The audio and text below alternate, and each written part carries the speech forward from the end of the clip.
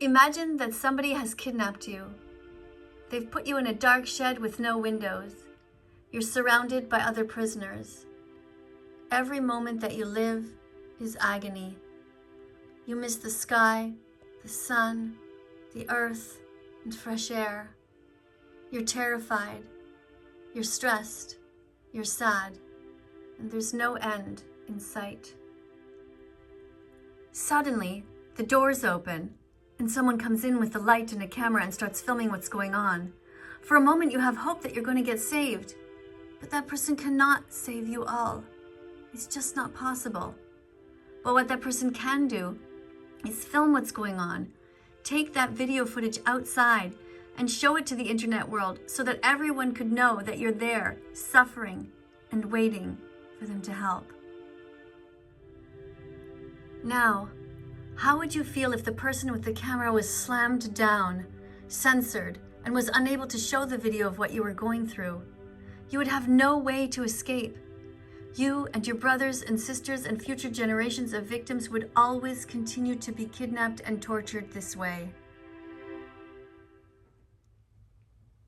This is what happens to the lives of billions of chickens in the industry right now. Chickens are among the most abused animals on the planet.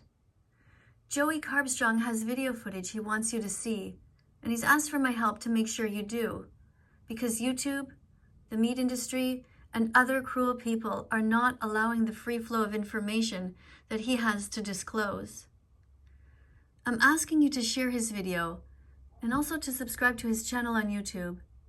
The hashtag you can use to help other animal defenders is vegans supporting vegans.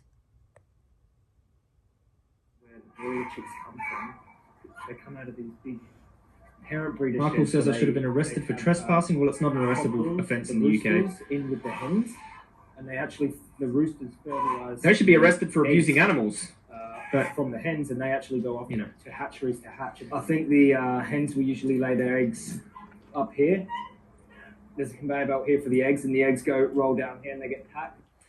So basically, because it's episode 2, we just did a little recap because people should know about these sheds. All you people out there, vegans, non-vegans, everyone should know about parent sheds, because parent sheds, they basically facilities to fertilize eggs. That's why you see these eggs here. They go down the conveyor belt. They're fertilized. In the egg industry, the eggs aren't fertilized because those eggs are for eating. But in this industry, in the chicken industry, they need the mums and dads to fertilize the eggs, right? And those eggs go off to farms of all welfare categories. So basically, if you go, oh, well, I get my chickens from this like super pristine farm, like which is really like large, like 95% of the chickens in Australia, UK, they're factory farm. 99% of all animals in the US are factory farms. So I don't know where this pristine farm is. But anyways, these eggs from these parent sheds go to farms from all welfare categories. So you can't really avoid this cruelty, if you're eating animals. But more often than not, you're eating factory farm birds anyway, and you've just been tricked into thinking there's some type of, something humane is going on. But let's keep going. Sent to a hatchery where they'd be incubated and hatched. So this guy here, he looks absolutely exhausted. This rooster was so sad. He's got no feathers on his body. He's not even reacting to me sitting next to him. Usually a rooster would be walking away, and he couldn't. But he's really he was just giving up. Well, this bird. Look at his face. I mean, he's crouched over in a little ball. If you look at this rooster's eyes, you can see the sadness. Like, you might think chickens are not expressive. This rooster here looks sad and broken and exhausted, and I don't know how long he's been in there for, but he just looks devastated and in pain and just over life, just depressed.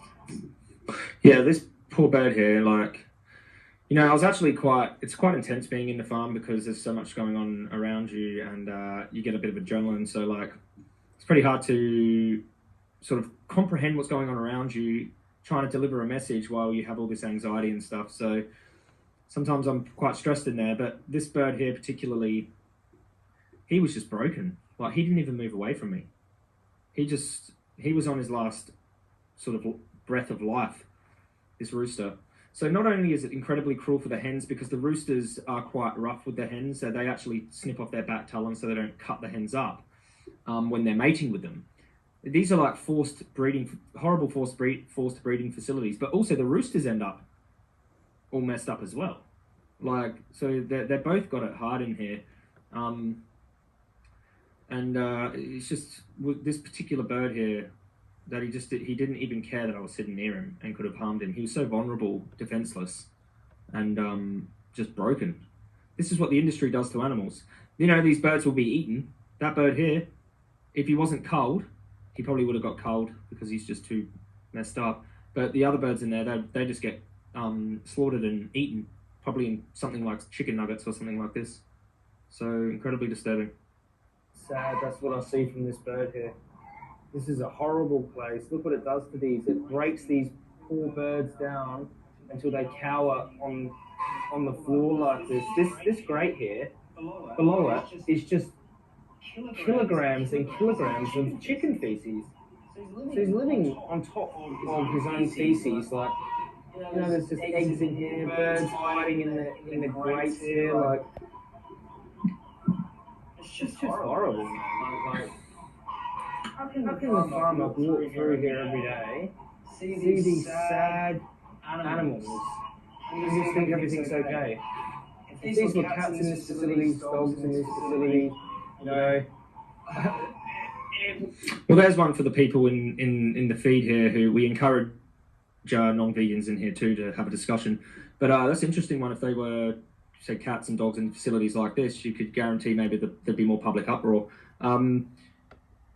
You know, people have more of a personal relationship with the dogs and cats, but inherently inside the minds of these animals and inside the reality of these animals, their sentience is much the same. Their experiences are much the same. So because an animal desires freedom, they desire to live a life without harm. You know, we should respect that. We should respect them because of that inherent, you know, desire to be not harmed. Someone says, what does the RSPCA say? Well, you know, the RSPCA, they sanction places like this. They actually sanction, you know, cruel farms like this. So the RSPCA might, if you report a place like this to the RSPCA, they might actually, you know, drop their sort of, they might stop supporting a place like this, and it has happened. But the point is with the RSPCA is that they can't police every single farm, and they actually give them warnings before they do their checkups and stuff like that. So this place was Red Tractor approved, I'm fairly sure. Well, a lot of farms in the UK are. I'm definite it was.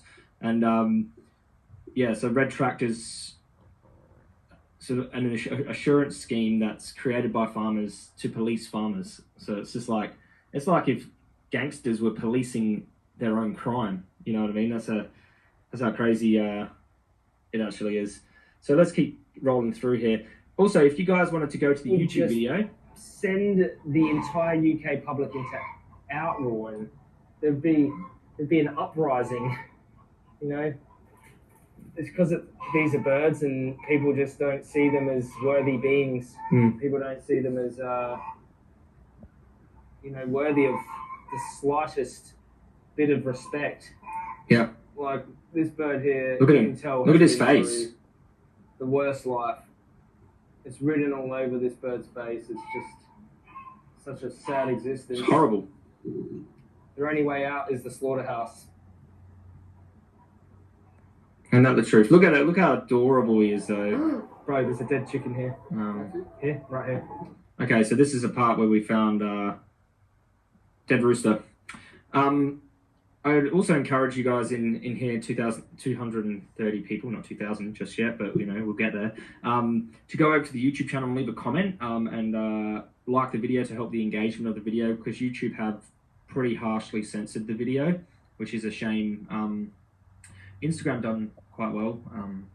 You know, sometimes the social media platforms aren't going to allow certain things to get very far, and that's just the way it is. But if you'd like to go over to the video and go and leave a comment on the actual video on YouTube, it's called The One Video the Chicken Industry Doesn't Want You to See. That would help out a lot, you know, just if another 200 people comment on it, will help the engagement. Play it through to 30 seconds and get a view on there. Share it with people who need to know about the chicken industry, because this is one part of the chicken industry that's actually quite hidden. So yeah, those things do help. If you'd like to support our work, you could support our work. The links are below in our videos to support our work. So let's go. Oh my God.